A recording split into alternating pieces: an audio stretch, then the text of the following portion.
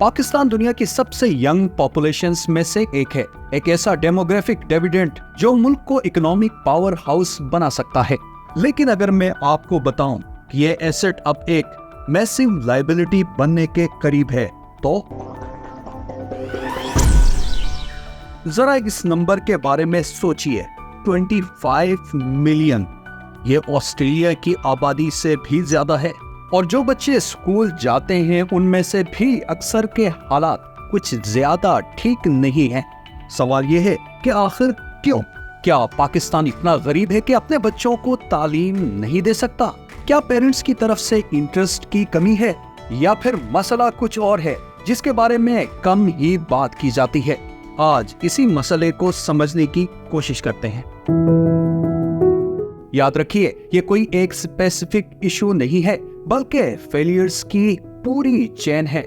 माहिरीन के मुताबिक पाकिस्तान में सबसे बड़ा मसला है लर्निंग क्राइसिस का, यानी बच्चे फिजिकली स्कूल में होते हैं लेकिन वो कुछ सीख नहीं रहे होते। वर्ल्ड बैंक के मुताबिक पाकिस्तान में 10 साल के 77% बच्चे सिंपल एज एप्रोप्रिएट टेक्स्ट पढ़कर समझ नहीं पाते। ऐसे रिपोर्ट भी बताती है कि ग्रेड 3 या ग्रेड 5 के कई स्टूडेंट्स बेसिक 2 डिजिट सब्ट्रैक्शन भी नहीं कर सकते और सिंपल उर्दू कहानी नहीं पढ़ सकते। यानी बच्चे कई साल स्कूल जाकर भी फंक्शनल इलिटरेट ही रहते हैं। दूसरा मसला है रट्टाफिकेशन, यानी रट्टा लगाना। स्कूल के फर्स्ट डे से लेकर एग्जाम तक मेमोराइजेशन को रिवॉर्ड किया जाता है, यानी किसने वही लिखा है जो पढ़ाया गया था। अंडरस्टैंडिंग या क्रिटिकल थिंकिंग का रिवाज ही नहीं। स्टूडेंट किताबें रट्टे लगाते हैं, एग्जाम में वही आंसर रिपीट करते हैं और डिग्री भी ले लेते हैं। क्या वो इस निजाम में सोचना सीख सकते हैं, प्रॉब्लम सॉल्व करना सीख सकते हैं, या कोई क्रिएटिविटी की तरफ जा सकता है?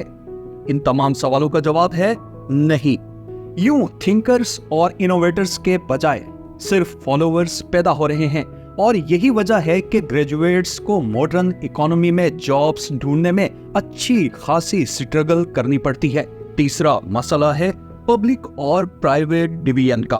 हमारे मुल्क में कई किस्म के एजुकेशन सिस्टम हैं। अमीरों के लिए elite private schools, middle class के लिए लो कॉस्ट प्राइवेट स्कूल्स, और गरीबों के लिए बच जाते हैं गवर्नमेंट स्कूल्स। और यही चीज तालीमी नस्ली इम्तियाज को जन्म देती है। रिपोर्ट्स के मुताबिक पाकिस्तान में तकरीबन 70% बच्चे गवर्नमेंट स्कूल्स में इनरोल्ड हैं, और इन्हीं स्कूल्स में सबसे बुरा इंफ्रास्ट्रक्चर, सबसे ज्यादा टीचर एब्सेंटिज्म और सबसे कम लर्निंग आउटकम्स होती हैं। रिसर्च के मुताबिक प्राइवेट स्कूल्स एवरेज तौर पर बेटर परफॉर्म करते हैं। मतलब कि बड़ी हद तक बच्चे का फ्यूचर उसके टैलेंट के बजाय उसके घर की इनकम डिसाइड करती है।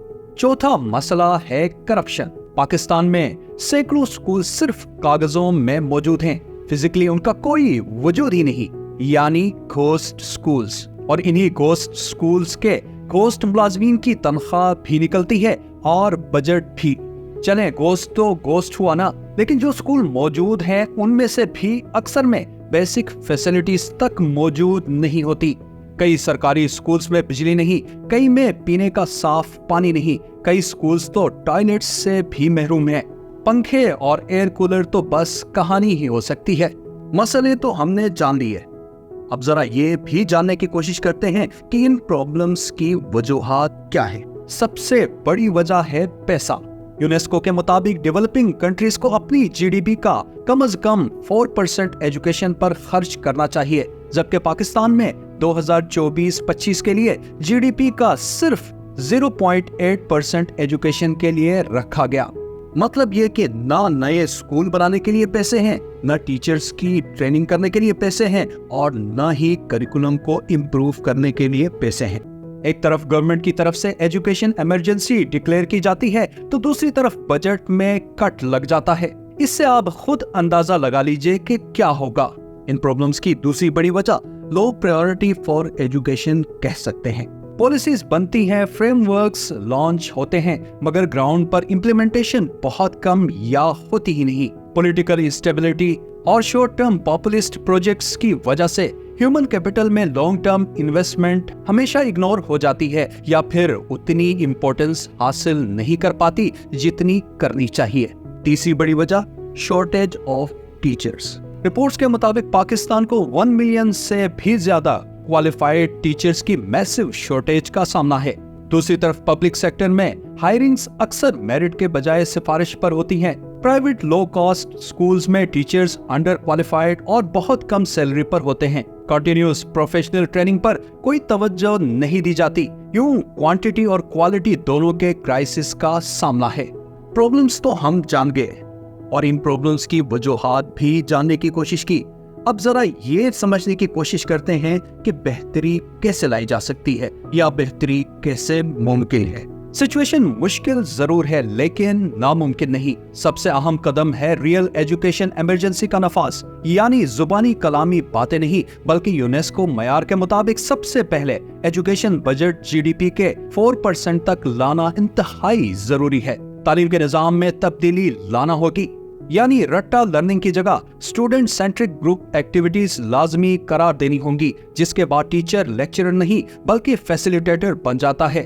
बच्चों में कॉन्फिडेंस, कम्युनिकेशन स्किल्स और क्रिएटिविटी डेवलप होती है।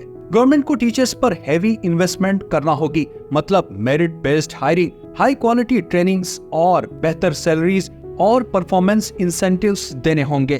करिकुलम का फोकस रखना होगा क्रिटिकल थिंकिंग, डिजिटल लिटरेसी और वोकेशनल ट्रेनिंग्स। अकाउंटेबिलिटी का सिस्टम बेहतर करना होगा, यानी चेक रखना होगा कि पैसा सही जगह पर खर्च हो रहा है या नहीं। अच्छे इदारों के सर्वे रिपोर्ट्स की रोशनी में स्कूल्स, ऑफिसर्स समेत सबको अकाउंटेबल बनाना होगा। एक्सपर्ट सर माइकल बार्बर के मुताबिक पाकिस्तान के सामने 2 मुस्तकबिल हैं। एक जहां यंग पॉपुलेशन एजुकेटेड, स्किल्ड और इनोवेटिव होकर मुल्क को इकोनॉमिक पावर हाउस बना दे। दूसरा जहां वही पॉपुलेशन अनएजुकेटेड, अनएम्प्लॉयड और फ्रस्ट्रेटेड होकर मुल्क की स्टेबिलिटी के लिए थ्रेट बन जाए। 25 मिलियन आउट ऑफ स्कूल बच्चों और फेलिंग स्कूल्स में पढ़ने वाले लाखों बच्चों का फ्यूचर इसी जवाब पर मुनहसिर है। सवाल ये नहीं है कि क्या करना है, बल्कि सवाल ये है कि कब करना है।